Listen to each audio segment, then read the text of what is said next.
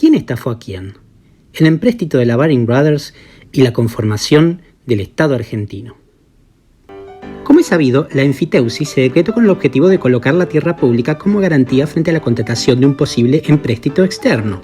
Dicho préstamo fue contraído en 1824 con la casa financiera inglesa Baring Brothers. Tanto desde la historiografía revisionista, con José María Rosa como su mayor exponente, como desde el marxismo, de la mano de Milcíades Peña, se plantea que el empréstito no habría sido una fuente de recursos para consolidar el Estado, sino que por el contrario encarnaría la entrega nacional y la dependencia por parte de la oligarquía terrateniente frente al imperialismo financiero inglés. Se reafirma así la configuración del país como una semicolonia, subordinada política y económicamente a Inglaterra. En realidad, podemos encontrar dos hipótesis centrales en torno al problema. La primera, elaborada por las corrientes citadas, parte de una explicación individual, en donde el personal político de Buenos Aires no solo fue estafado en la operación, sino que además se habría dejado estafar, al estar en consonancia con los intereses del imperialismo. Un segundo planteo, distinto del anterior, sostiene que si bien no fue una estafa, la burguesía rioplatense se vio obligada a pagar más de lo que le correspondía debido a su propia debilidad estructural. Como se entiende que no existen actividades realmente productivas debido al peso de la renta agraria en la formación económica argentina, el despilfarro sería una constante, por lo que la burguesía argentina se presenta como incapaz de aportar significativamente al desarrollo.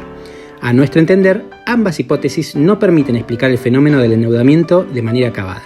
Veamos más de cerca. La burguesía masoquista. Dicha entrega nacional se habría materializado en primer lugar por el hecho de que los fondos no se destinaron finalmente para obras en el puerto de Buenos Aires, como en un principio se estableció. En segundo lugar, que el monto contratado nominalmente y las remesas que efectivamente llegaron a Buenos Aires hayan diferido, sería motivo de condena a la operación en su conjunto. El empréstito de 1824 fue contraído por un total de 5 millones de pesos.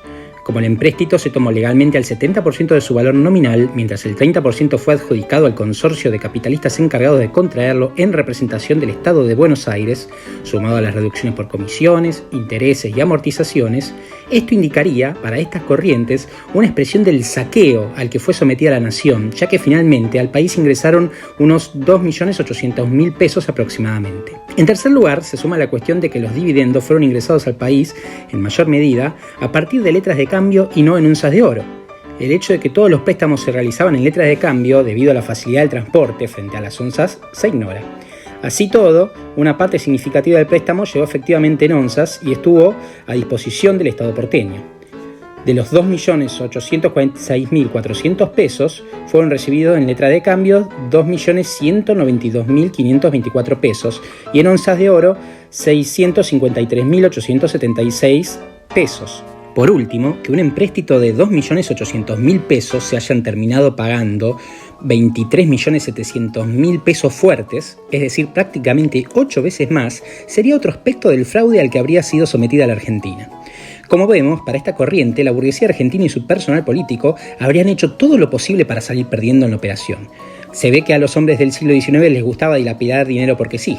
Como vemos, se infantiliza a los sujetos, o al menos se los grafica como hombres que prefieren salir perdiendo en su afán de quedar bien parados frente a los más poderosos. Si bien es cierto que la cifra de 2.8 millones fue efectivamente el monto aproximado recibido por el empréstito sobre un total de 5 millones, esto no habilita en sí mismo dichas afirmaciones. Todo préstamo presenta diferencias entre los montos nominales contratados y los realmente recibidos. Los altos intereses fueron una forma, por parte de la Baring Brothers, de asegurarse recuperar el dinero frente al riesgo de prestarle dinero a un protoestado, es decir, a una experiencia política que no tenía garantizada su supervivencia debido a las vicisitudes económicas y conflictos políticos militares, tanto internos como externos. A menos que uno piense que los ingleses deberían haber regalado el dinero, dicho planteo se cae por sí mismo. Ningún capitalista presta sin intentar al menos asegurarse el cobro de las divisas frente a las posibles cesaciones de pagos.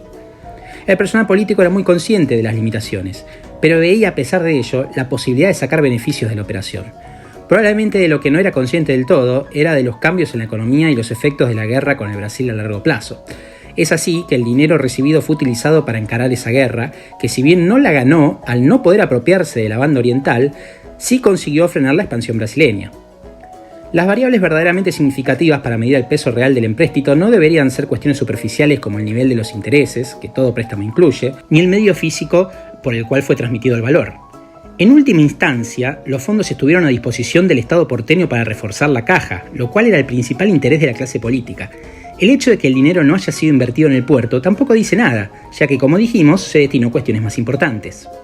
Antes de comenzar a analizar los números, es necesario aclarar que si bien los intereses del empréstito se multiplicaron por 8 en el transcurso del siglo, los recursos del Estado pasaron de 2,5 millones en 1824 a 138 millones en 1862, multiplicándose 69 veces, en tan solo la mitad del tiempo de lo que llevó saldar la deuda. En ese sentido, veamos la trayectoria de los pagos realizados en relación al presupuesto estatal para medir, a partir de los datos, la importancia del empréstito y los intereses pagados. El dinero del empréstito, 2.846.400 pesos, fue recibido entre los años 1824 y 1825, donde vemos que los ingresos fueron de 5.230.000 pesos y los gastos de 5.514.000 pesos, por lo que el empréstito total implicó el 54% de los ingresos y el 51% de los gastos. Como vemos, el peso del dinero ingresado fue muy significativo y permitió reforzar fuertemente la base fiscal del Estado en formación en un contexto de crisis. En el año 1827 comenzaban los pagos a cargo del Estado de Buenos Aires, los cuales deberían salir de su propia caja. En dicho año se pagaron 244.425 pesos. Si observamos el presupuesto de 1827, vemos que el Estado ya se encontraba con un profundo déficit fiscal. Sus ingresos fueron de 3.004.000 pesos y los gastos de 9.125.000 pesos aproximadamente. En consecuencia, las sumas pagadas en este año implicaron una pérdida del 8% en relación a los ingresos, abarcando un 3% del total de gastos. No obstante, una vez finalizado el año, el Estado porteño se declaró en cesación de pagos, suspendiendo indefinidamente las remesas de dinero hacia Inglaterra. Tuvieron que pasar 17 años para que se llegara a un nuevo acuerdo, de la mano del gobierno del general Juan Manuel de Rosas, quien en un principio le ofreció a los ingleses las Islas Malvinas como forma de pago, propuesta que fue rechazada. En el periodo 1844-1845 se pagaron aproximadamente 85.000 pesos, mientras que los ingresos estatales fueron de 63.970.000 pesos y los gastos de 68.220.000 pesos, siendo el 0,13% y el 0,12% respectivamente. Los pagos fueron nuevamente suspendidos por 3 años debido al bloqueo del puerto de Buenos Aires realizado por Inglaterra y Francia. En el periodo 1849-1851 se pagaron 190.000 pesos, mientras que los ingresos fueron de 176.330.000 pesos y los gastos de 160.230.000 pesos, siendo el pago un 0,11% y un 0,12% respectivamente. A partir de la caída de Rosas en 1852, los pagos se detuvieron. Recién se reanudaron en 1856, durante el gobierno de Urquiza, mediante un proyecto aprobado por el Senado. Si tomamos el periodo 1857-1860 en su conjunto, en 4 años se habrían pagado 1.045.000 pesos. Por su parte, los ingresos y gastos del mismo periodo suman 357.500.000 pesos y 530.400.000 pesos, por lo que el pago destinado a la Casa Baring en dicho periodo representa un 0,3% y un 0,2% respectivamente. Como vemos, a pesar de tratarse del inicio de un arreglo en donde se pretende cancelar la deuda, las sumas siguen siendo ínfimas en relación al dinero que manejaba el Estado. Sumado todo el periodo 1857 a 1880, se pagaron 15.532.466 pesos fuertes, moneda nacional a partir de 1862, y 8.202.300 pesos fuertes desde 1881 hasta 1904. Si nos atenemos a la suma pagada en el primer periodo, estos 15,5 millones implicaron una pérdida del 5,5% en relación a los ingresos, ocupando el 3,92% del total de gastos. A partir de los datos observamos claramente que, por un lado, al momento de contraerse el préstamo, las sumas ingresadas fueron realmente significativas en comparación al tamaño de la caja porteña. Por el contrario, la liquidación de la deuda no implicó esfuerzo alguno por parte del fisco. Si la Caja de Buenos Aires estaba constantemente en déficit, no fue por los pagos destinados a la deuda con la Baring, sino porque se ubicaba el dinero en gastos de mayor importancia, ya sean militares o en obras públicas, con el objetivo de garantizar y mejorar la acumulación del capital. En conclusión, sí hubo una estafa en la operación del empréstito. Esta fue realizada por la Argentina hacia los bonistas ingleses, quienes debieron esperar hasta 1904, es decir, 80 años, para ver liquidadas las acciones. El Estado se hizo de esos fondos en un contexto de fuerte crisis fiscal, con una guerra externa en ciernes, para estabilizar en la medida de lo posible el naciente Estado en conformación.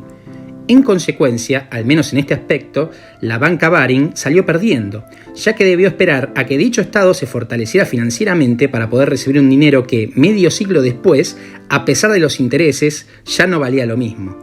La gran estafa existió, y fue en beneficio de la burguesía argentina, inaugurando así la contratación de deuda externa como mecanismo de compensación para paliar los límites de la acumulación de capital en la región.